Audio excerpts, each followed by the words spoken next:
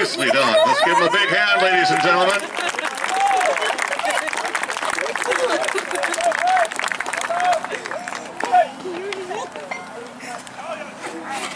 Oh, like this.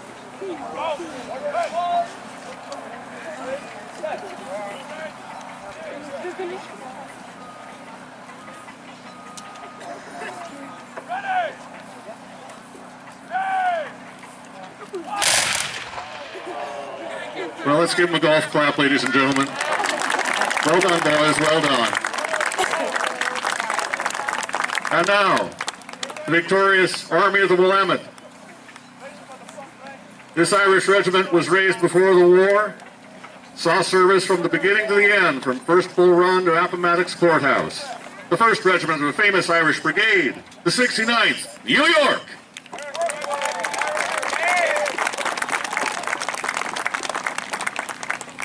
And their compatriots from Scotland, who saw service in a wide variety of theaters, from the plains of Manassas to the hills of eastern Tennessee to the swamps of South Carolina.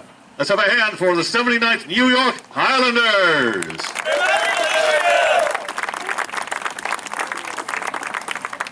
And these boys are the only Minnesota regiment in the Armies of the Potomac. On the 2nd day of the Great Battle of Gettysburg, General Hancock, desperate to stop the Confederate advance up the Emmitsburg Road, threw these fellas into the path of a brigade 4 times in their numbers.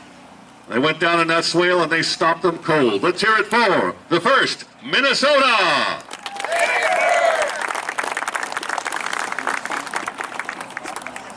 Now, before the war, the city of Brooklyn raised their own regiment militia, outfitted them with French Saussure uniforms.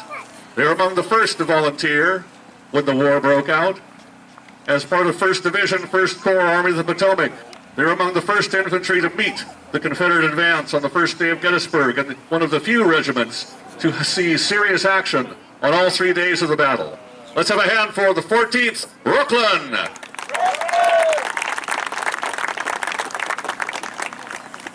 Now, in our Civil War, cavalry fought dismounted just about as often as they fought mounted. So let's have a hand again for our fellows in the Custer neckties, the 7th Michigan. And their comrades in arms, the 1st U.S. Cavalry. And providing appropriate musical stylings for our battalion, the Army of the Willamette Fife and Drum Corps.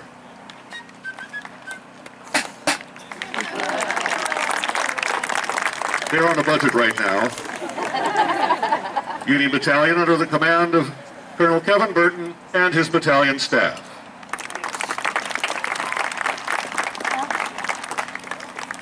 Now our brothers in arms in gray, the Army of Northern Oregon. Now these boys are the roughest, toughest bunch of New Orleans wharf rats you'd ever want to meet. They're unstoppable on the battlefield, nearly uncontrollable off the battlefield, rightly called the Tigers, the 1st Louisiana Special Battalion.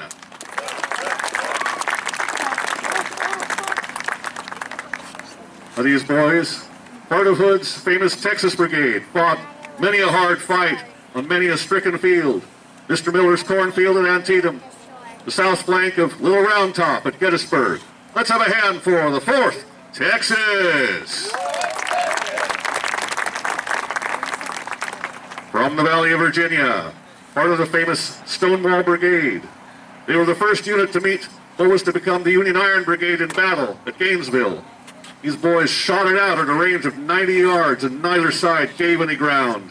Fighting didn't stop until night fell. Let's have a hand for the 4th Virginia!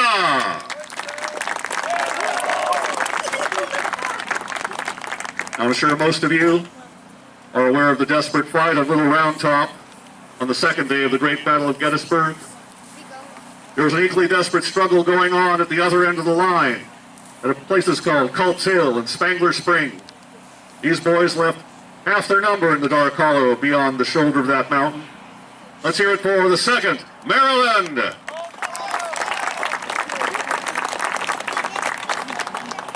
And we come again to the Confederate dismounted cavalry. Let's have a big hand for the 9th Virginia Cavalry. And the 1st North Carolina Cavalry.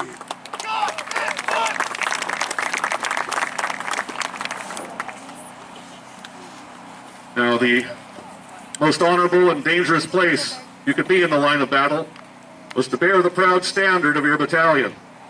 Because when you're 200-300 yards away across the field, that flag is about the only thing you can see, so every rifle is directed right there. So let's have a big hand for the Confederate Color Guard. Now, we call these folks the angels of the battlefield because they will treat the wounded and dying without regard to the color of their jackets.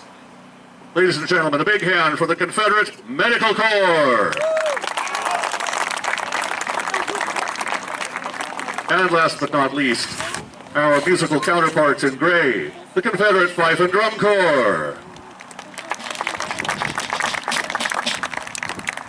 Confederate Battalion under the command of Brigadier General James Stanovich and his battalion staff.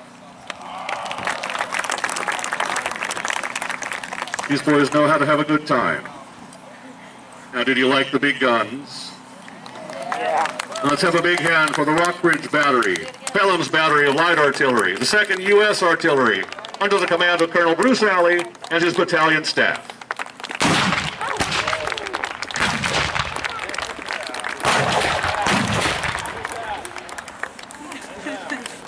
Now that concludes our battle reenactment for today. The camps will be open for another few minutes. So please allow me, on behalf of the Northwest Civil War Council, to thank you all for sharing this day with us, and to wish you a safe and pleasant journey home. Thank you.